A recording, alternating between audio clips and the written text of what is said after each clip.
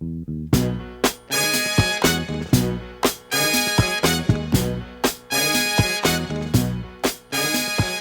right, welcome everyone to Inside Story. This is the biannual celebration of new books by local authors and illustrators, brought to you for 26 years by the Western Washington chapter of the Society of Children's Books Writers and Illustrators.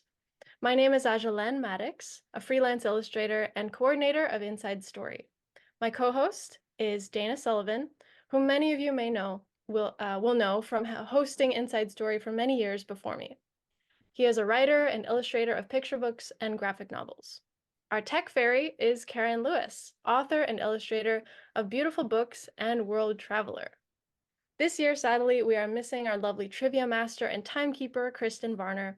We will not be having trivia today due to time constraints, and so she elected to sit out. In her place, Dana will be giving everyone time warnings when their allotted 2 minutes are coming to an end.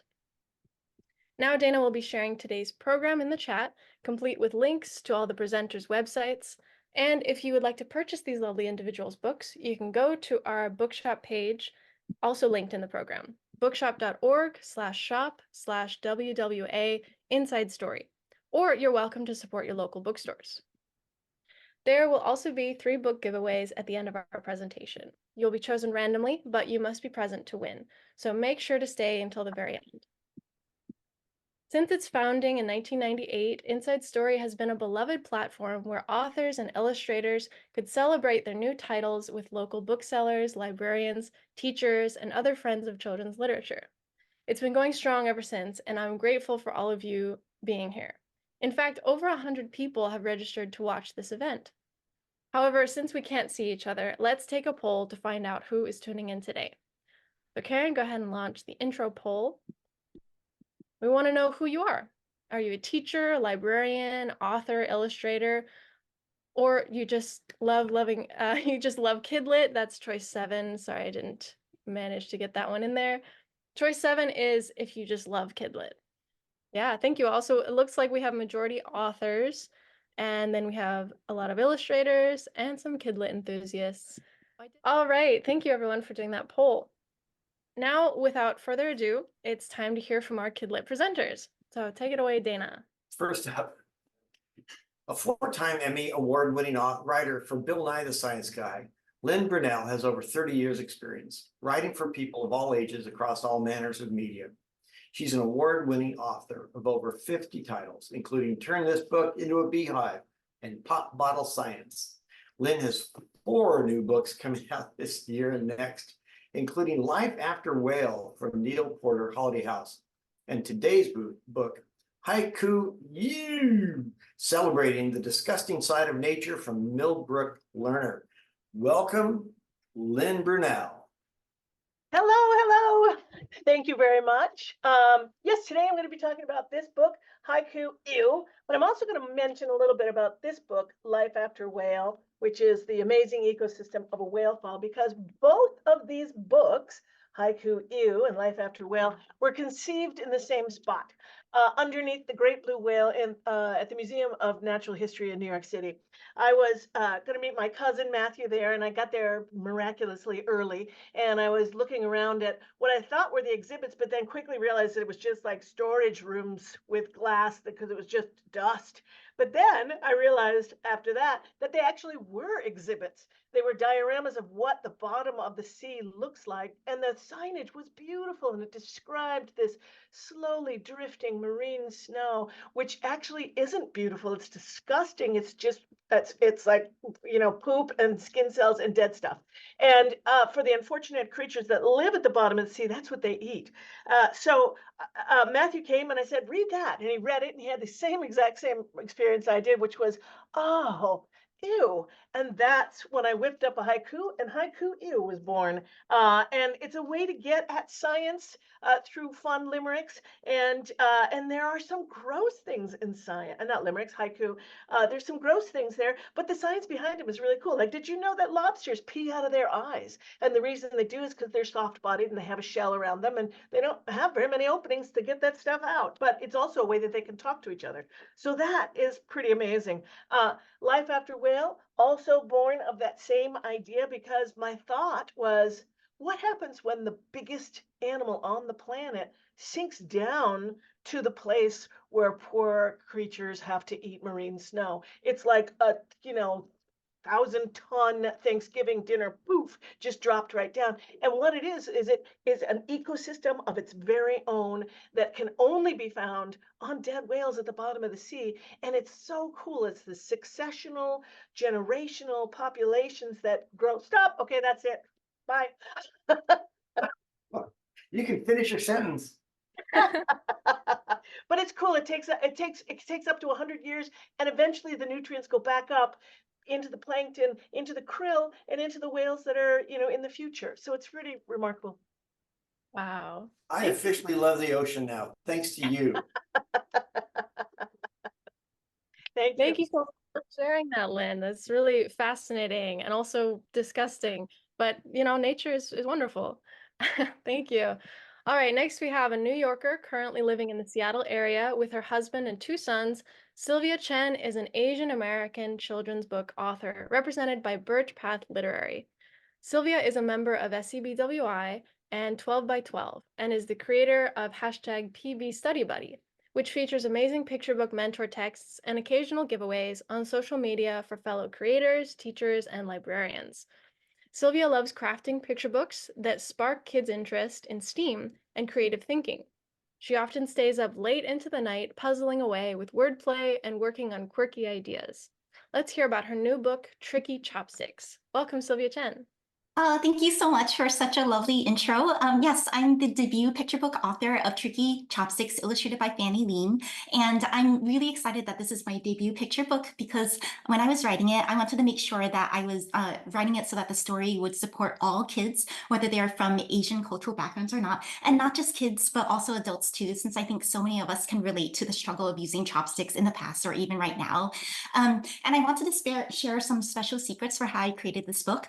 All of the onomatopoeia was inspired by the sounds and meanings of Chinese words. So either part of the word or sometimes all of the wording of any of the onomatopoeia represents the meaning of the action or the moment, like something bouncing or going out and slipping down.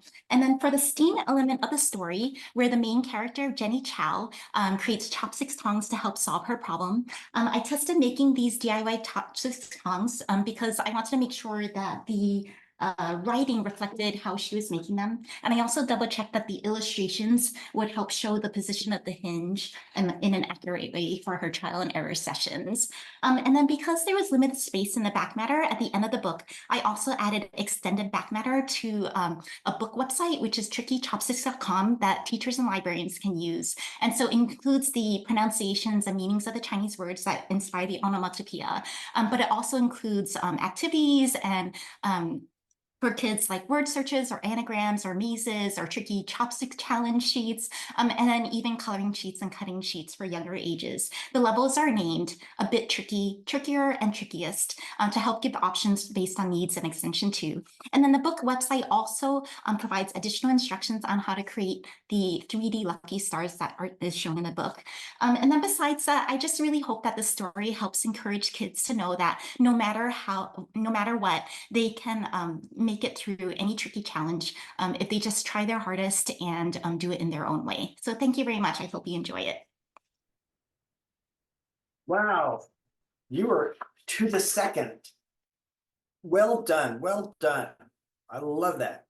And thank you for, I want to look at I want to learn how to get this right. So thank you.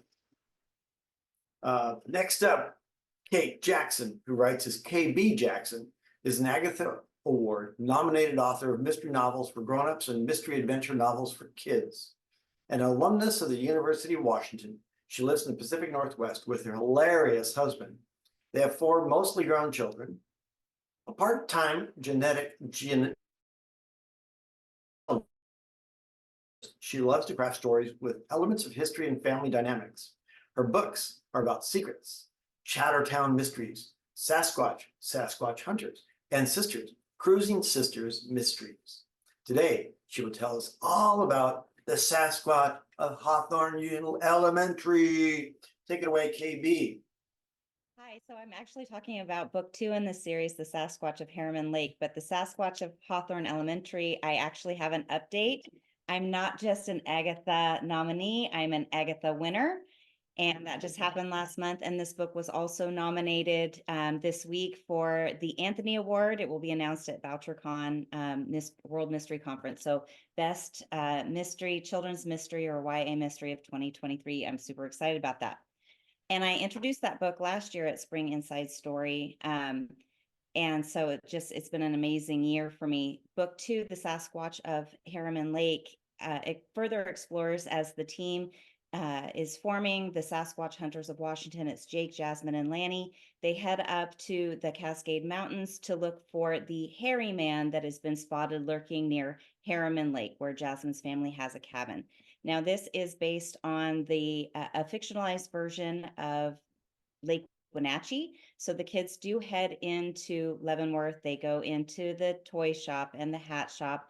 They head into the Christmas shop where they discover that there is actually a treasure hunt that's going on. Someone has created a poem with clues that will hopefully lead to a treasure. And so the kids are excited about this, but it begins to create a little bit of problem within the team because half the team is wanting to look for Sasquatch or Bigfoot, and half the team is wanting to look for the treasure. And so it's all about what does it mean to be a good, a helpful member of a team? What does a good team member look like? How can you work together so that everybody can achieve both of their goals? And so there's also a fourth member of the team that gets introduced in the Sasquatch of Harriman Lake. And for those of you who aren't aware of this series, it was inspired by my now 18-year-old son who's graduating from high school next month. And he was a big fan of the show Finding Bigfoot, and I wanted to write books that he would want to read back when he was in elementary school. And there you go. Well done. Again, down to the second. Well done, KB. Next up, we have Stephanie Keener, who got her start writing bad poetry about unrequited love and razor blades in 8th grade. In high school, she discovered punk rock. Thank God. Punk rock saves people and produced several DIY feminist zines. Stephanie received her MFA in creative writing from Columbia College, Chicago. She was a contributing writer for Rookie, an online magazine for teenage girls, for all 7 glorious years of its existence. Her first 2 YA novels, I Want to Be Your Joey Ramone and Ballads of Suburbia, were published by MTV Books, and her zine style YA memoir, Pieces of a Girl, came out this March from Dutton Young Readers. Let's hear the inside scoop about Pieces of a Girl from Stephanie Keener. Go, Stephanie. Thanks, Dana. So I'm Stephanie Keener, and this is Pieces of a Girl, which is a YA memoir, and it's zine style. So what that means is that I divided it up into mini zine sections. And so I created little covers just like I would have for my teenage zines.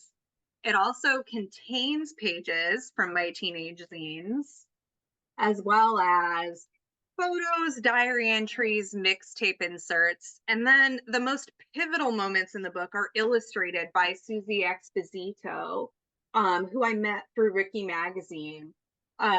Rookie was an online magazine for teenage girls that was in existence from 2011 to 2018. It was created by a teenager, Tavi Gevinson, and as I mentioned, I was staff for the entirety of its run. Rookie is the reason for this book and for the approach I took. I've wanted to be a writer for as long as I can remember. The book opens with an image from my diary when I was 7 years old, where I recorded that I wanted to write a book about me and my life. But for many years, I didn't feel like I had anything to tell. I went through some things, but since those things involved abuse, I had so much self-doubt. I didn't believe that my voice mattered. So Riot Girl in the 90s and making zines really helped me with that a lot, but I still wondered if I could do it. So I focused on fiction instead. When I started writing for Rookie, I was writing essays, writing about my life for the first time since I was a teenager. And what I wrote really impacted readers. It helped me heal. It was also collaborating with illustrators at Rookie and working in different forms like I did with my zines that really inspired the idea for this memoir. Ultimately, it reflects my life and creative process, and I hope it reaches young people who need to know that healing is messy and not linear, but that their voice matters. Thanks. Wow, thank you so much, Stephanie. It's really inspiring and yeah, I really hope that it can help a lot of people. Next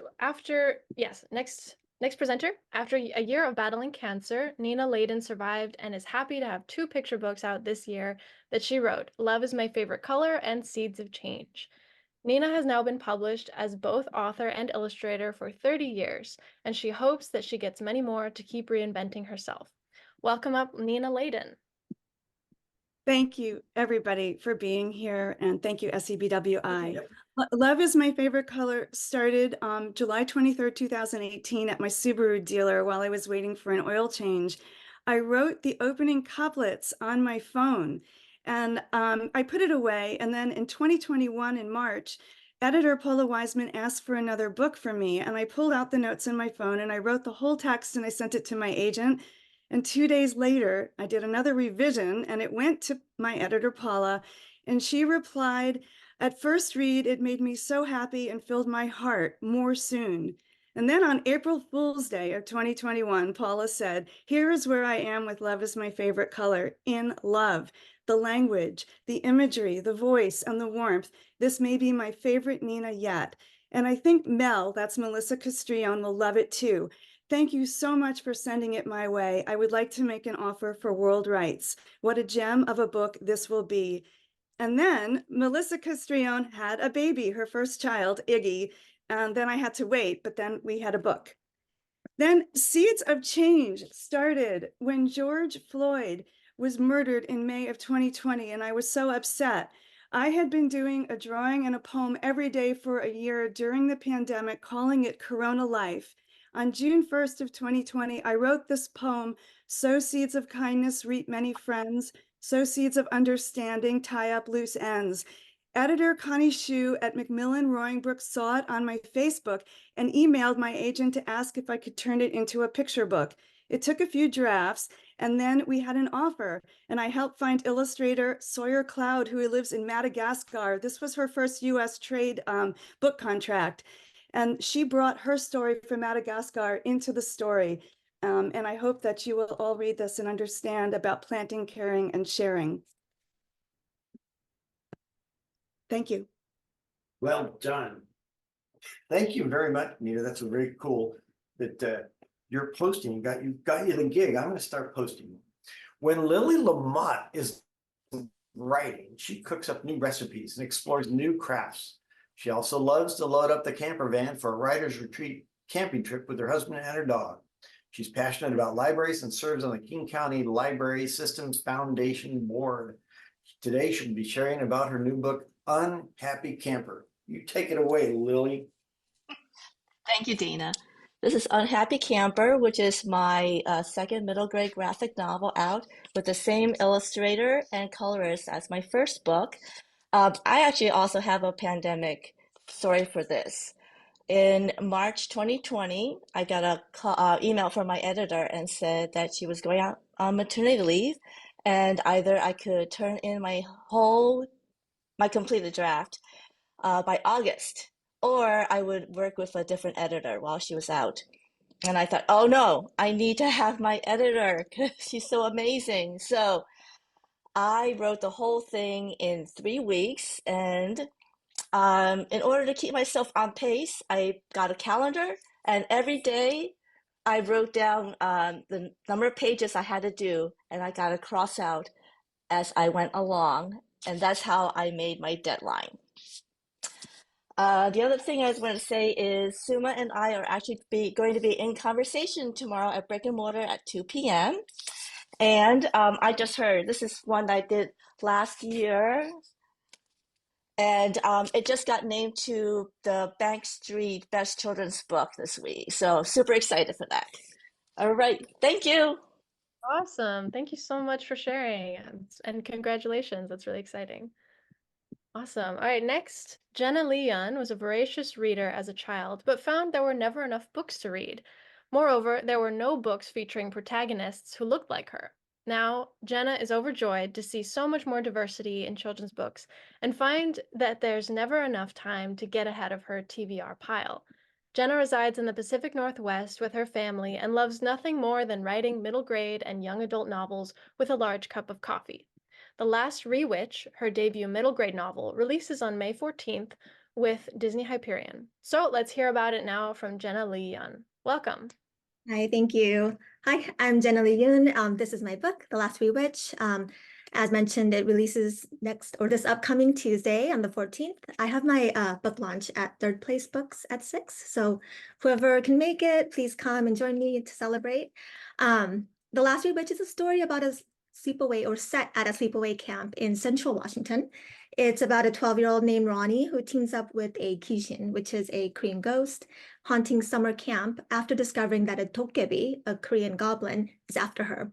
And along the way, she fumbles through friendships and uncovers some surprising truths about her family, heritage, and Camp Foster. Now, when I first spontaneously wrote the very first draft of this book many, many years ago, the ghost wasn't haunting the camp. It was actually haunting Ronnie's dreams. And there was no dokkaebi or witches. And so when I revisited this story several years later, the ghost became a Kishin, and then it sort of unlocked everything. And then in came the witches and the dokkaebi.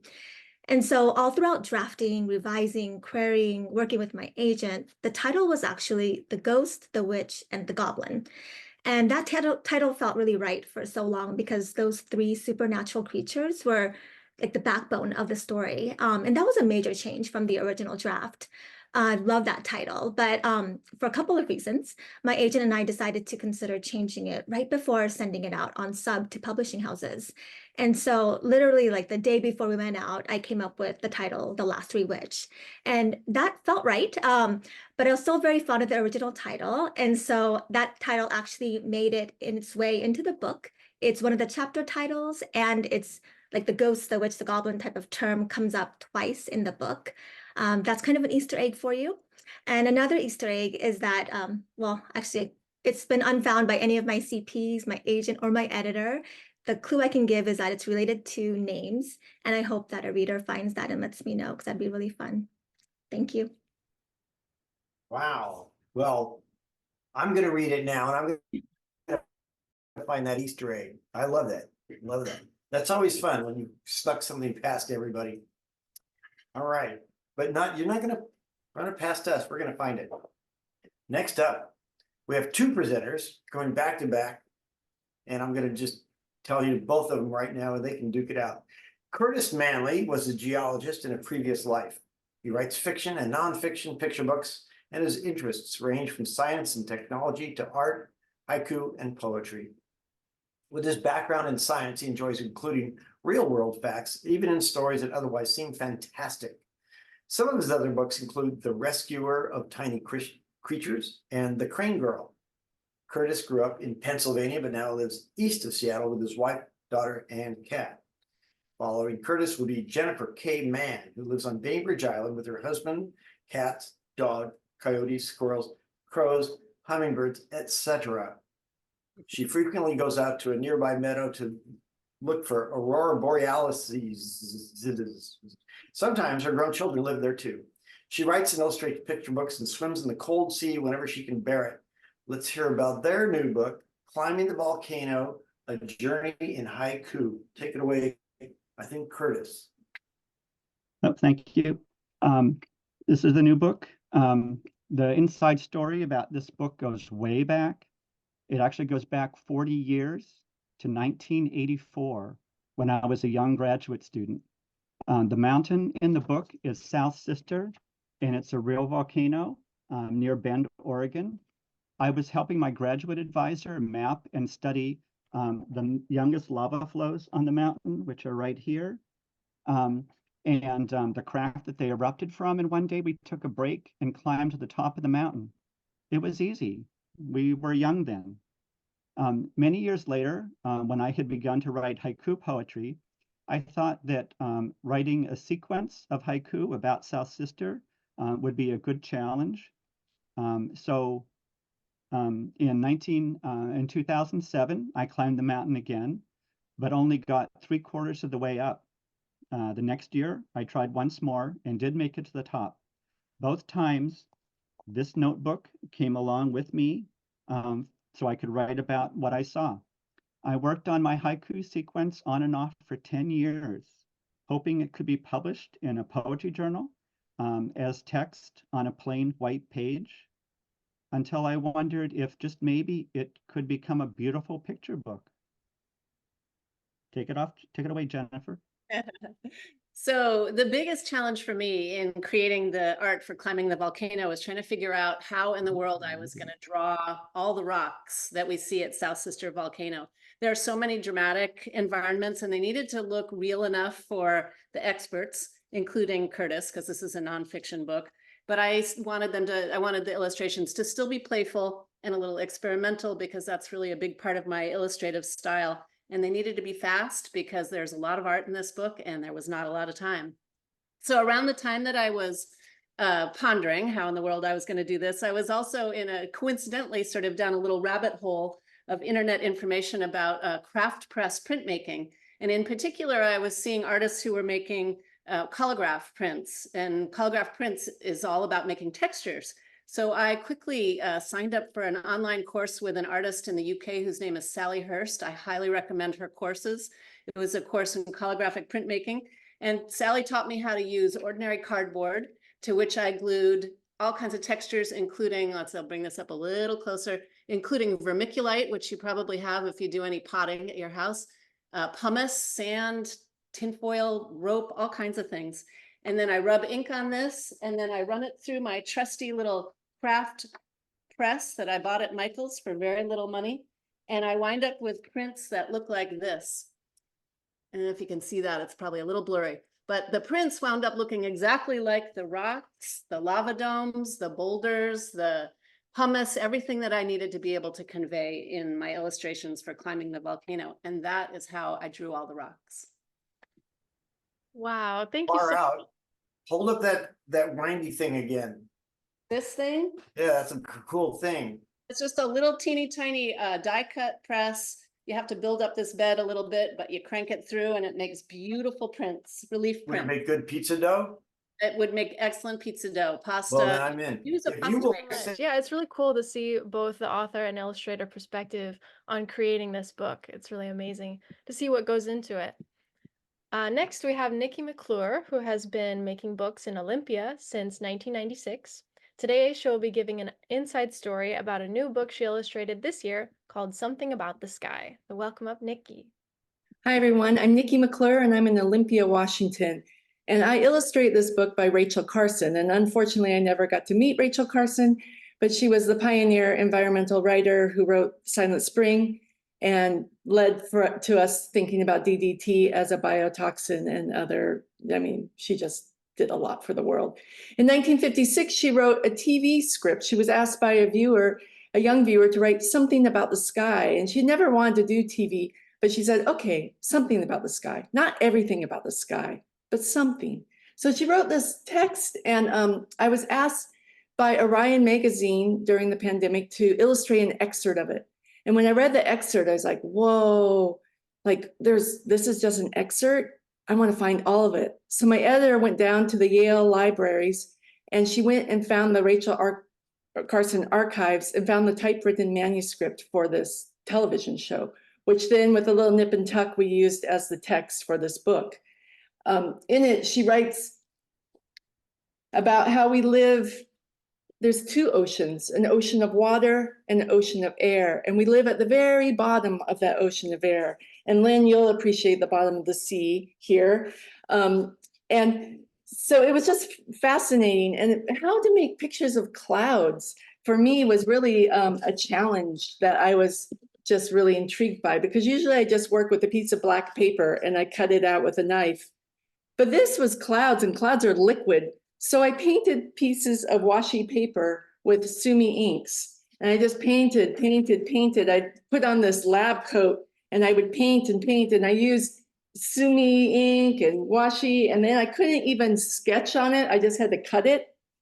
And I remember working with my art director, this is with Candlewick Books, and we were working on this last picture of a flood, and we were having kind of trying to figure it out. And her cat walked by. We were doing a Zoom call. And I was like, hey, hold up your cat. And so this is my art director, Nancy. And if you make a picture of your art director as your last picture, they'll say yes to it. So that's a tip, insider tip. So Something About the Sky by Candlewick. That is genius. Yeah. So I guess first you start with a picture of your agent, and then you start with a picture of your editor, and then finally with your art director, and everything's good. Thank you, Nikki. That's gold right there. That's my whole takeaway. Thank you. All right, moving on to Nora Nickum, who writes books and articles for children, often about STEM topics. She lives on an island where she enjoys digging holes in the sand and peering into holes in tree trunks. Nora's first book was Superpod, Saving the Endangered Orcas of the Pacific Northwest, which she shared about last May. This year, she will share about her debut picture book called This Book is Full of Holes, illustrated by Robert McCank. Welcome up, Nora Nickum. Thank you. I am the author of This Book is Full of Holes, From Underground to Outer Space and Everywhere in Between, from Peachtree and illustrated by Robert McCank. This book was inspired by getting curious about some holes that I saw around me, starting with the teeny tiny hole in the airplane window, but also reading about mysterious blue holes at the bottom of the ocean. And then I started talking with my daughter about all of the useful holes in our daily lives that maybe we don't always notice or give enough credit to. So one we might notice more often is a cheese grater. There's also a lot of holes in a sponge, and cookie cutter, of course, is a big hole. But then there's also things like holes in scissors that make them a lot easier to use. So we kind of started noticing all the holes around us. And I was really intrigued by the idea of a hole being nothing, but still having a lot more to it. It can be important or beautiful or dangerous or problematic. So the book is framed around opposites, with sidebars providing detail about specific kinds of holes. So as one example, I have a hole can form slowly in the case of potholes or quickly in the case of sinkholes. And this page is also a good example of the illustrator Robert hiding some extra holes in the background, which kids love to find. There's a tire shop and a donut shop and a guitar shop. There is one spread in here that doesn't fit the opposite structure quite as well, because I really wanted this book to have all different kinds of STEAM disciplines. So I have art in the case of Chinese paper cutting, and music in the form of sound holes in musical instruments. So I hope you all will check it out and start noticing more of the holes around you at home and out in the neighborhood. Awesome. Thank you so much. Yeah, it's definitely something we don't notice all the time or we take for granted, but especially the scissors. I thought that was interesting, very useful. Thank you for sharing. Next, we have Craig Orbach. He's an illustrator. Craig Orbach has illustrated many books for young readers over his 22-year career, including Born to Draw Comics, the story of Charles Schulz and the creation of Peanuts, and starring Steven Spielberg. He loves his ongoing tradition of reading at least 3 picture books every night to his young son. Let's hear about his new book, Space Torah, Astronaut Jeffrey Hoffman's Cosmic Mitzvah. Welcome, Craig Orbach. Oh, hello there. I was just looking at the Northern Lights. Space Torah is written by Rochelle Burke and published by Intergalactic Africomen in Seattle and distributed by Lerner Publishing in Minneapolis.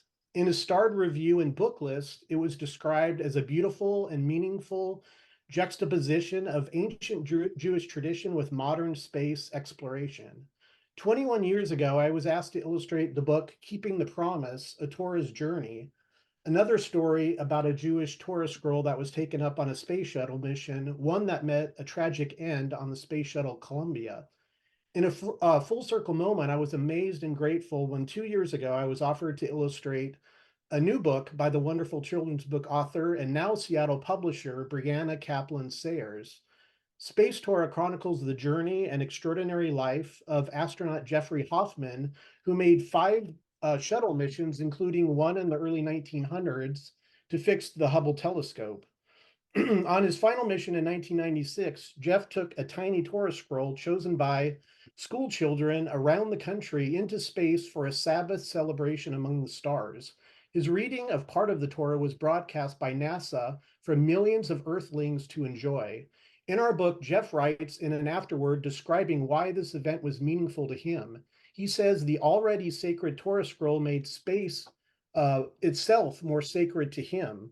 I illustrated this book using Procreate on my iPad and had fun gathering research material, watching movies set in space for inspiration, and using my little space shuttle here as a model for my drawings and paintings. I feel this book is both timely and meaningful, and it was a joy for me to revisit a similar subject I had illustrated many years ago. Author Rochelle Burke and I have reunited for a new book called Passover on Everest, which will be published next spring. So you see a theme there, maybe, Jews out having adventures. Anyway, thank you very much. Jews having adventures. I love it. That's what Brianna wants. We're going to maybe do 3 possibly. Torah, Torah, Torah. Next up, we have Ellie Peterson, fresh from the Kentucky Derby. She's the author and illustrator of multiple picture books, including Washington State Award winner, How to Hug a Puffer Fish. Her work is inspired by 20 years as a classroom teacher and her experience growing up as a biracial Army brat. You can find her making art in her backyard studio or exploring the beautiful Pacific Northwest, where she lives with her husband, 2 kids, and her dog, Daisy. Today, she will share with us an inside story about sand castles are forever, and a gooey duck is not a duck. Take it away, Ellie. Thank you. Yes, I'm actually fresh from the beach. I'm in my beach hat today to tell you guys about Sandcastles Are Forever, which releases on Wednesday, May 15th. This is a story about 2 girls, Cora and Shelly, who live at the beach and they love building sandcastles together. That is until one day when Shelly says, "Hey, I'm moving to the city to go live with my mom." And Cora reacts in a way that seems unusual, but is actually pretty common for a lot of kids and even some adults. The next time that they play, she sabotages their sandcastle and then she ignores Shelly for the next several days. So here's the inside story on this. When I was a kid, as you heard, my dad was in the Army. I got very used to seeing good friends leave suddenly or being the friend who left suddenly. And as you can imagine, that was a difficult experience and I didn't always know how to deal with it. And sometimes I would respond by being unkind or giving someone the cold shoulder. It wasn't until I was a teacher that a school counselor actually gave me some insight into this behavior. And he said it's called sandcastling. And so the idea is that it's easier to say goodbye to someone that you don't like, that you don't have a good relationship, rather than someone you really care about. So you purposefully erode your friendship, right? It's easier to be mad than it is to be sad. And so that's where the metaphor for this book came from. And you'll have to find out for yourself if Cora and Shelly work things out. And if you're looking for another beach book, do check out this book that I illustrated, A Gooey Duck Is Not a Duck by Candy Wellens. It's done in a really fun comic format. And I've been bringing this around to schools. It is like 3rd grade mana. They are loving. It is hilarious. So thank you. Awesome. Thank you so much, Ellie. Wow. I had never heard that term, but I've definitely seen that, that sabotaging. So it's really awesome to have a book like dedicated to that. All right, next we have Andy Powers. Andy is the award-winning author of I Am Quiet, a story for the introvert in all of us. It was the winner of the Goodreads 2022 Choice Awards for Best Children's or Middle Grade Book. It earned a starred review for Booklist and was a Kids Indie Next Pick for May-June of 2022. Her writing has also appeared in magazines and websites, including Bravery Magazine and the Horn Book Guide. Andy's first nonfiction picture book will be released in 2025, entitled Wild Moon. She lives in Seattle with her husband, 2 daughters, and a puppy named Ralph S. Mouse. Now let's hear about her new picture book, I Am Bold, for every kid who's told they're just too much. Welcome up, Andy. Hi, everybody. So this is my new book. It's called I Am Bold, for every kid who's told they're just too much. And it is a follow-up to I Am Quiet, a story for the introvert in all of us. And when I was on all of my book events, hearing from a lot of people who feel like they were misunderstood as kids, from being introverted or quiet. I also heard from a lot of kids and grown-ups who said, hey, what about being told you're loud all the time? And then I had a baby who was not quiet. She is bold. She's 4 years old now. And so I had the idea to make a follow-up about a kid who's a little bit too loud, but maybe it's not loud, perhaps they're misunderstood, and it's about being bold. So because I had that kid, I rented an Airbnb and I went and I knocked it out in one night for my previous editor, and then went home to the noise. And so this story is about Bee and how she might be misunderstood in some of the things that she's trying to do. So for instance, we see her in lots of situations where she gets in trouble for being loud or too boisterous, when in reality, she's just trying to help. And how perhaps if these bold attributes are nurtured, it could inspire really positive change and beauty in the world. And I'll just speak for Betsy Peterson, who is the illustrator of this one and my previous one. She put some little Easter eggs in the book as well. For instance, Bee's room looks exactly like her daughter, whose name is Nina Bee. And my first daughter's name is Alice Bee. So that is where the name came from. We collaborated a little bit on that. So I hope everyone enjoys it. And yeah, here's to being bold. Amazing. Thank you so much. Yeah, I definitely personally relate more with the I Am Quiet, a story for the introvert in all of us. I've never been one to be too bold, but I appreciate having that perspective, and I'm looking forward to reading that to see more from that perspective.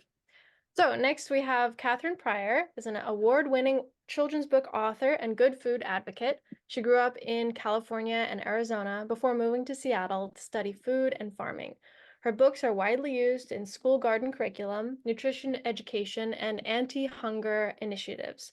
In addition to writing, Catherine has worked to create better food choices at institutions, large corporations, and food banks. She splashes puddles with her husband and twins on Whidbey Island. Let's hear about her new book, Hello Rain. Hi, thank you so much.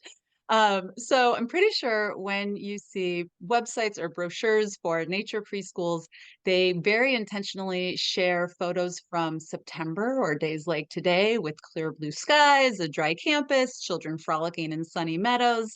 And they don't show you pictures from November, December, January, or most of the months the kids will actually attend, which is what inspired my new board book, Hello Rain. I sent my kids to an outdoor preschool during the wettest winter on Whidbey Island's recorded history. And at pickup, all the other parents and I would huddle under an awning talking about how guilty we felt for sending our kids to school in such terrible weather. But I started noticing that the kids didn't care. In fact, they didn't want to leave. So as the grown-ups hid, the kids splashed in puddles, played in the mud, and found ever more creative ways to get wetter. And as someone who grew up in California and Arizona, this shocked me. I've never gotten used to Washington winters, even after almost 2 decades here. And I decided to use my kids as an inspiration to make friends with the rain. So I listened to the sound it made on the roof. I watched the patterns as it fell, and I spied on all of my kids and their friends at the preschool. And so I ended up coming up with the idea to write a follow-up book to Hello Garden, which had just won a national award. So my publisher was feeling pretty good about. And I talked to Rose Soini to see if she would be up for illustrating another one. She grew up here, loved the idea. We pitched it to our editor, and our editor replied, "Why don't we make it a 4-book series?" Which I don't think anyone ever says no to. So Hello Rain is the second in the series, and Hello Beach and Hello Snow will come out next year. And if you want a real inside story, Rose was friends with Paulina Gortman, who's an illustrator who illustrated another book of mine called Spring is for Strawberries, way before either one of them met me. And so when Rose needed a picture for this scene, she needed a book cover, she asked about illustrating the Spring is for Strawberries into it, but it hadn't been released publicly yet. And so I literally had to break my contract, take a screenshot of Paulina's draft cover, and I sent it to Rose. But I have to say, nobody minded because it turned out so darn cute. And it just made me ever happier that I get to work with all of these amazing illustrators who put in little love notes to each other in their work. Thank So you, I hope Catherine. Hello Rain, yeah, Thank you. inspires everybody to get out and play in the weather. Thank you. Catherine, it must be killing you to be inside doing this today on the sunniest day of Seattle's history ever in May. Well, thank you very much. Next up, we have Alice Rothschild, who's a physician, author, and filmmaker who loves storytelling that pushes boundaries and engages in unexpected conversations. She practiced OBGYN for almost 40 years and served as assistant professor of obstetrics and gynecology, Harvard Medical School. She writes and lectures widely, is the author of books such as Broken Promises, Broken Dreams, Stories of Jewish and Palestinian Trauma and Resilience, and was named a Peace Pioneer by the American Jewish Peace Archive. Her young adult novel, Finding Melody Sullivan, which we heard about last year, and her middle grade novel, Old Enough to Know, which we will be hearing about now, were both published in 2023. So welcome, Dr. Alice Rothschild. Thank you so much. So I just want to say that my two kids' books was recommended recently by The Stranger for their spring Read This campaign. So that was very exciting. So, you know, I was living my life as a doctor and a human rights activist, and I was giving a talk, and a Quaker teacher came up to me and said, "You should write a book about Palestine for kids." And I said, no, I don't do that kind of thing. And then that night I dreamt a picture book, and it was inspired by a book by Naomi Shihab Nye called City Secrets. And I woke up in the morning and said, well, maybe I have to write a picture book. I was living on the East Coast. I moved to the West Coast and realized I had no idea how to do that. So I joined SCBWI, and the picture book became a middle grade novel, which is the Old Enough to Know book. So I was very aware of the issues about writing outside of my lane, but I really wanted to use the decades of stories that I had collected working in Israel and Palestine, and really talk about the Palestinian experience of expulsion and displacement and refugee life and survival and persistence and all those kinds of things. So that helped me create this character of a grandmother from a refugee camp in Bethlehem, who's now living in the United States with her son and two grandchildren. And so from there, I had the two children that are featured in this book. They have other siblings.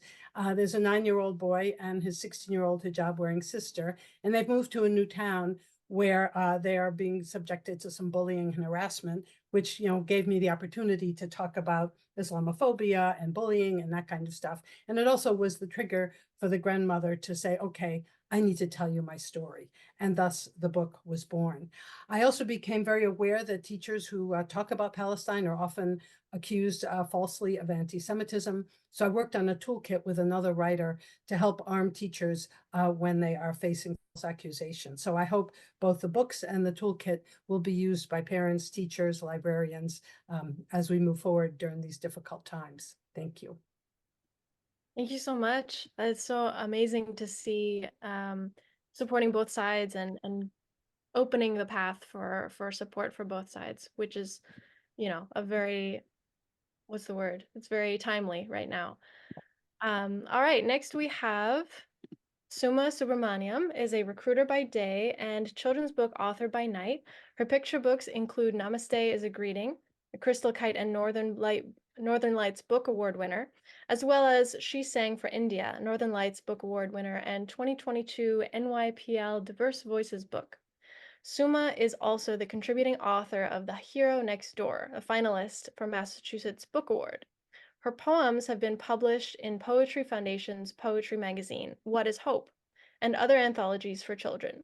She lives in Seattle with her family and a dog who will do anything for Indian sweets and snacks. Now let's hear about her two new books, A Bindi Can Be and My Name is As Long as a River of Song. Welcome up, Suma.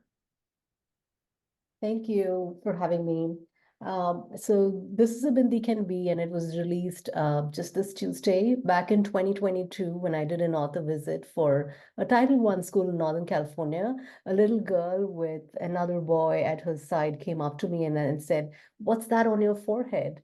And before I could answer, the girl responded and she says, "Grandma wears it too, and but I don't know what it means." And this moment of innocent inquiry led to more questions following my response about the bindi symbolizing a world that was both rich in history and also deeply personal for the people who wear it. So at the end, here's what I gathered from their faces. You're Indian and I'm Indian too. And we may not look the same, but I like what you're wearing. And you told me something that's new and sounds cool.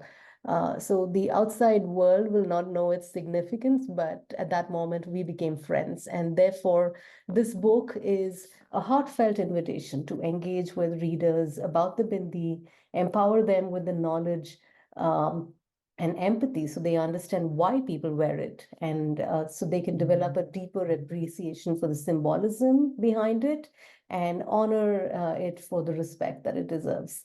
It also has a back matter, and the back matter pretty much explains whatever I just said. And My Name is Long as a River is another book that releases in a couple of weeks from now. It takes the reader on a journey of exploration along the river Kaveri in South India, where the main character comes away with a rich understanding of her name and the meaning and significance of it. Now, I lived in South India for more than 2 decades, and for this story, I drew elements from my own family history as well as the many times my name was misspelled and mispronounced. And I'd love for readers to remember that names have power, no matter how long or difficult they are to say and spell. And the back matter on this story also includes an author's note and how to get names right, information about the river, and a map of South India, as well as ancient poems and sayings about the river in 4 different Indian languages. So I hope you both check both these books out. Thank you for having me again. Thank you, Suma. That was great. And just a reminder that Suma and Lily are doing a joint book launch signing tomorrow at Brick and Mortar Books in Redmond Town Center tomorrow at 2 o'clock. So be there, please. Next up, Sonia Thomas, who always wanted to be a writer, but she was afraid. So she became an accountant instead. I was afraid too. I didn't become an accountant. One day she cried, "Enough." Now she writes stories for kids of all ages, often featuring Black girls doing extraordinary things. Her debut middle grade novel, Sir Fig Newton and the Science of Persistence, is an Oregon Book Award finalist, an Oregon Spirit Book Award honor recipient, and a Washington State Book Award finalist. She's also a contributing author for Good Night Stories for Rebel Girls, 100 Real-Life Tales of Black Girl Magic. Her next book, Olive Blackwood Takes Action, comes out May 14th. So let's hear about that now. Take it away, Sonia Thomas. Thank you. Hello, everybody. This is Olive Blackwood Takes Action. And while I was in the daydreaming stage of writing this story, I discovered that my main character loves making movies. But like me, she struggles with anxiety. And so I wanted her to find her voice through activism. During my research, I learned that in Oregon, beavers are considered a predatory animal. And so it's legal to take, AKA kill beavers when they're causing damage. Though some people consider beavers a pest, they are a keystone species. And this is because the dams that they build have a huge impact on the environment. Their dams can create new habitats, maintain water flow, decrease erosion, and help ease wildfires. And all of these things help reduce the impact of climate change. Now, this is Thomas the Beaver, and he was by my side while I was writing this story. And we want to leave you guys with one really fun fact about beavers. Now, beavers have a gland under their tail, which is near their butt, and it secretes a brown goo that's really strong smelling, and it kind of looks like molasses.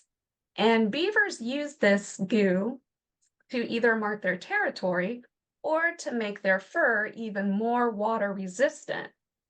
But people, however, use this goo in vanilla food flavoring, which is approved by the FDA, and also in perfumes. Yeah, Thomas and I just have a big ew about that. So thanks for listening, and I hope you guys check out Olive Blackwood Takes Action. Wow, thank you so much for sharing a lot of really cool information about beavers. And yeah, I agree. That's really disgusting. I do not want to eat any of that. Yeah, thank you so much, Sonia. Next we have Lori Ann Thompson.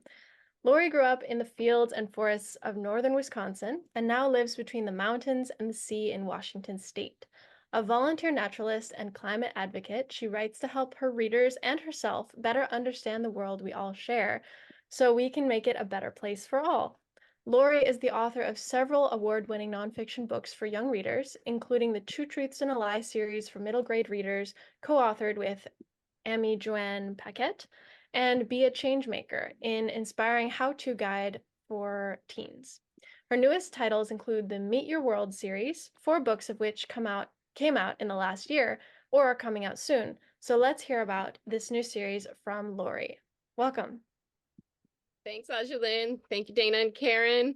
Thanks, everybody, for coming. It's great to be here with you today. So, as Ajalyn said, this is the 3rd book in the Meet Your World series, which shows the life cycles and behaviors of familiar animals from the point of view of the animals themselves. This time around, kids get to learn about, while pretending to be, the American robin. I chose robins because they can be found year-round across almost all of the continental United States. In the summer, they cover almost all of Canada and Alaska. And in the winter, they also cover most of Mexico. So I think most kids in North America have seen a robin and are familiar with it, which was my goal for this series. I had a lot of fun researching these, even though they're such familiar animals. My favorite fun fact that I learned was that an adult robin can eat 14 feet worth of earthworms in a single day. And they eat lots of other things too, but they don't eat birdseed, which is why you don't see them coming to your bird feeders. I love getting to do school visits with these books because the kids get to get up and act, they get to make noise, they get to move around, and they get to play. So it's absolutely incredible fun to watch. If I could quickly share some other good news, the first 2 books in the series, You Are a Honeybee and You Are a Raccoon, are now available as board books too, so that's a lot of fun for the littler ones.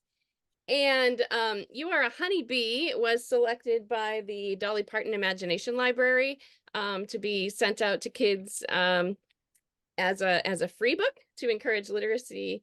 And then I just recently found out that You Are a Raccoon won the Maryland State Blue Crab Young Readers Award, which was really exciting as well. I love that it's the Blue Crab Award. And last but not least, You Are a Garter Snake. The 4th book in the series will come out on June 4th. So in just a few weeks, you can have the whole series. And Nora and I will be doing a STEM Storytime event along with Leslie Barnard Booth at University Bookstore on May 25th at 1 p.m. And we hope you can join us for that. Thanks so much. Thank you, Lori. That's great. 14 feet of worm. Yeah, well, I want to find that worm and stay away from it. So cool. Next up, we have Trudy Truitt, who's got the perfect name for a picture book or children's author. Anyway, Trudy Truitt loves to write stories of adventure, friendship, and becoming your own hero. A former TV news reporter and weather forecaster, she's published more than 100 fiction and nonfiction books for kids, including the Secrets of a Lab Rat series. She's the first author to write fiction for the iconic National Geographic. Thanks to the Explorer Academy series, which is translated into more than 20 languages. All of her writing is supervised by her cats, Woody, Misty, and Emmy Lou. Today, she will be sharing about her new book, Explorer Academy Vela, the Sailor Cipher. Take it away, Trudy Truitt. Thank you, Dana. Yes, I just had to evict the cats because they wanted to help with today's presentation. Hi, everyone. We launched the Explorer Academy series back in 2018, and it was the first fiction series ever produced by National Geographic. Was a little nervous on how it would do, but I'm happy to share that we're continuing the Explorer Academy universe with a new spin-off series. This is Vela. This is book 1, and it's called The Sailor Cipher. And nearly all of the explorers are back for their second year at the Academy, but this time we've shifted the main character. It's not Cruz, but his best friend, Sailor York, which is great because girls in science, yes.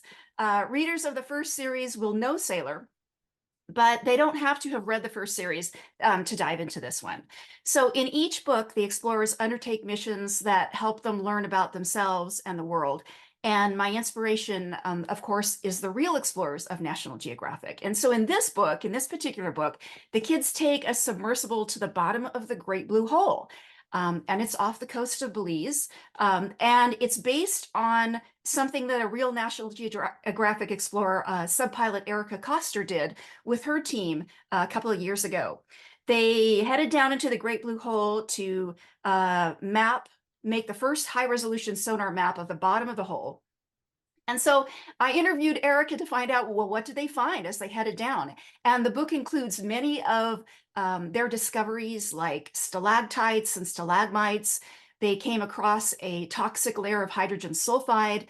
And then at the bottom of the Great Blue Hole, they found a conch graveyard and even a GoPro camera and a plastic soda bottle 400 feet beneath the sea. Now, the inside story here is that I didn't include everything that Erica's team found at the bottom of the Great Blue Hole.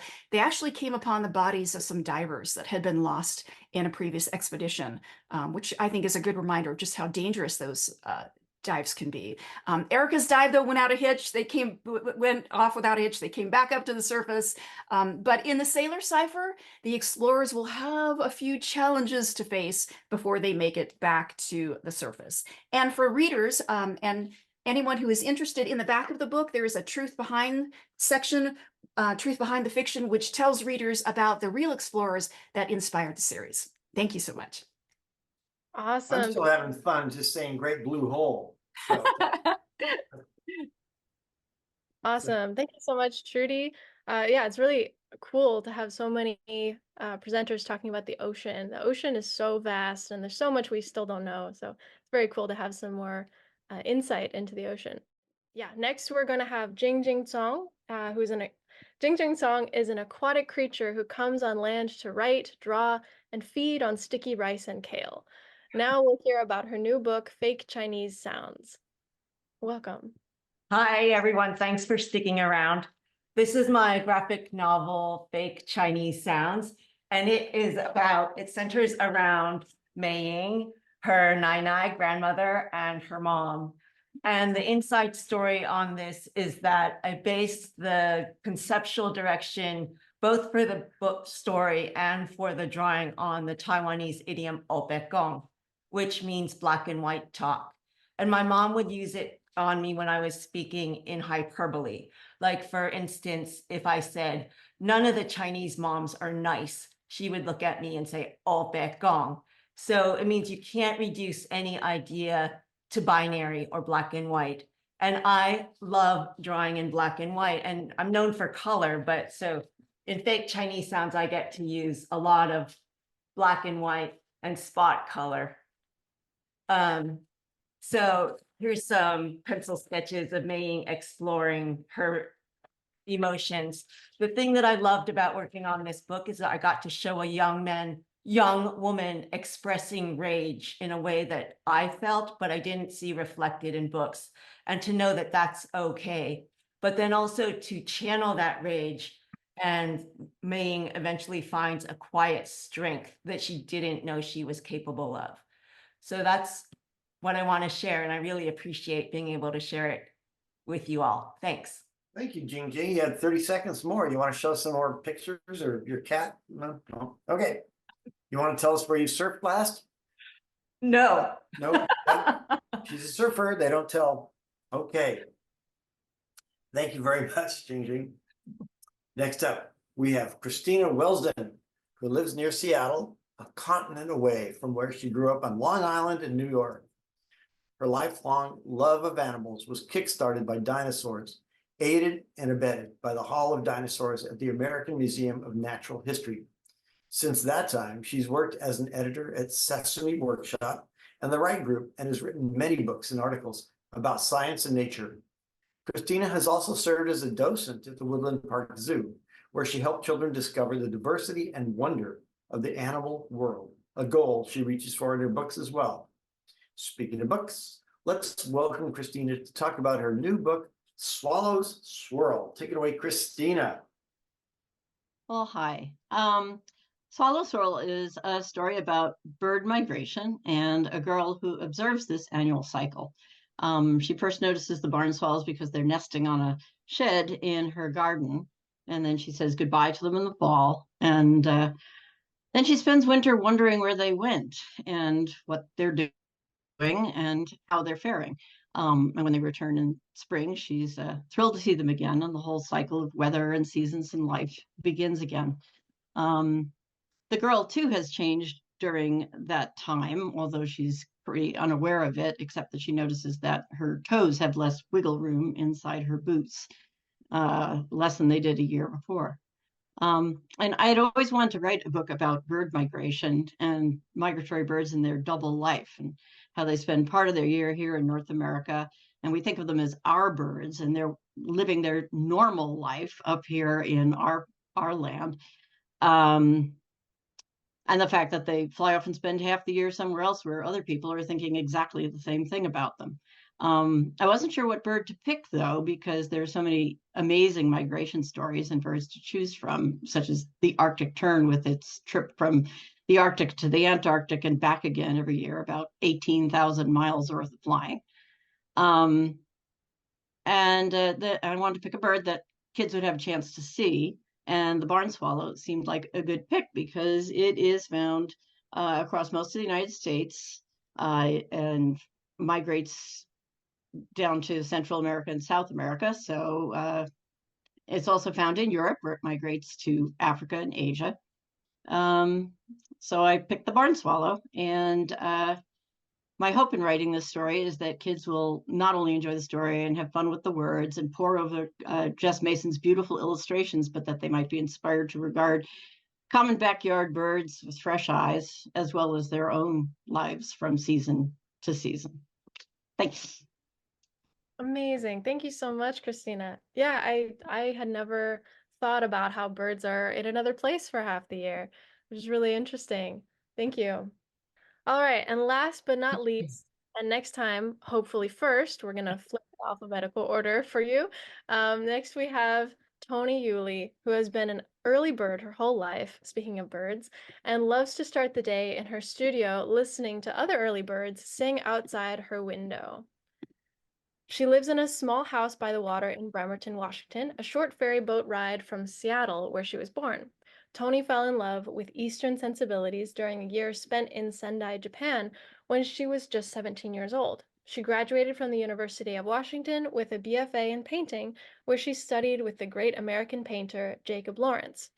Now, after many years as a librarian in the King County Library System, Toni works full-time as a designer, artist, and writer. Her new book, The Pelican Can, is what she will be sharing about now. Welcome up, Toni. Thank you. Thanks so much. And wow, so many wonderful, great books here today. I'm so inspired. It's just been amazing and wonderful to see everybody and to see all of your books. Wow, thank you guys. So this is my new book. It's The Pelican Can, and it's a very simple, joyful exploration of all the things that a pelican can do. It's just a fun, joyful book. And there's a lot of inside stories about how this book came to be, but I think one of the most special things about this book was working with a new editor, Susan Rich. I've worked with a lot of editors over the years, and who I all adored, even though sometimes I kind of felt like I was on my own. But with this book, with Susan, she was like a true creative collaborator. And we would get on the phone every week. These are notes, just a few notes from that I would take when we would chat on the phone. She would send me articles from journals that were inspiring, like this one from Margaret Wise Brown. It was just like having like this little other me on my shoulder. Um, but even better because we had like a mind meld, but she would be always inspiring me, pushing me. And I think consequently the book is elevated to a whole new level that that I've never seen before in making a book. And you'll have to just get this book to take a look and see how good it is. No, really, I couldn't be happier with this book because when you have a vision and you make a book, it's such a big undertaking, and it's hard to get that vision actually into the book. Oh, and one secret thing I wanted to say that was really cool that Susan did, not secret, but one other cool thing she did when I was really struggling, like trying to find the character, really trying to figure out how I was going to portray the pelican. And it really came out just ink line and then silhouette, which I love. But she said, why don't you get some modeling clay, Tony, and model pelicans, and it'll give you the feel of a real pelican, or it'll just give you the feel of it. And it did. And so I thought that was really cool. I don't have any of those, of course, because they were really bad, so I threw them away. But anyway, thank you guys. I'm having a book launch too at Elliott Bay next Sunday, Sunday after Mother's Day at 1 o'clock at Elliott Bay, and I'll tell you even more inside stories and all kinds of fun things about it. And there's cupcakes. Oh, cupcakes. Cupcakes. I'm there next Sunday. Yay. Okay, Elliott Bay Books. All right. Yes. Cool. Thank you. Thank you, Tony. The Pelican Can, the Helican. Yeah. Way to go. Yes. Okay, now it's time for some book giveaways. We have 3 books to give away. You must be present to win. This is how it works. I just put, I'm going to look at the list and I'm going to call somebody at random, unless I hate you, and then I won't call you. No, I love everybody. And I will look at this thing, call people. If you are there, you need to say in the chat box, I'm here. In the chat box. Everybody got that? There's the chat box right down there. You say, I am here. And then I'll move on to the next person. I'm going to call your name 3 times. If you don't say I'm here, we're moving on. Okay. Moving on. How about Kirea Keston? Kirea Keston. Second one will be Marguerite Weibel. Marguerite Weibel. Lene Nofziger. That just counts for 1. Lene, are you here? You can raise your hand too. Lene Nofziger, that's twice. Lene raised her hand. She did? Yeah, she raised her virtual hand. Okay, that's 3. Yay. Okay, so how this works, here's my email address, danajsullivan@comcast.net. You have to write to me at danajsullivan@comcast.net. danajsullivan@comcast.net. Tell me which book you want, and we'll get it to you somehow. I don't know how. I can't remember. But the program is in that chat bar. Everybody look in the chat bar. I'm going to put it again. And there is the program. And in that program, you have all the lists of all these books. You have the email, the web addresses of all these authors and illustrators. So you can visit their websites, and then you can contact them and hire them to come to your school to give a fascinating presentation, or your library. but you still have to pay even if you're a library. And you can also buy their books from the buy a book little button that goes to the bookshop.org. You librarians, I know you get your stuff wholesale somewhere else. That's good. You buy a lot of those books. But the rest of you, you go to the bookshop.org and buy everybody's books. Otherwise, you won't know how they end. Take it away, Ajalyn. All right. Thank you, Dana. And thank you to all of our presenters. It was really amazing to hear all of you, all of the inside stories to all of your books and the process of your work. It's really amazing. So thank you so much for being here and sharing that with us. I know it's inspiring to me. I'm sure it's inspiring to all those who participated. Yes, and I'm really glad that we have this platform also every year, twice a year, to have this opportunity to hear from all of you. I also want to give an enormous thank you to Holly Huckabee, who is our regional advisor and has been doing so much for our region. Yeah, even though she's not here, she has been, behind the scenes in all of these different events that SCBWI holds.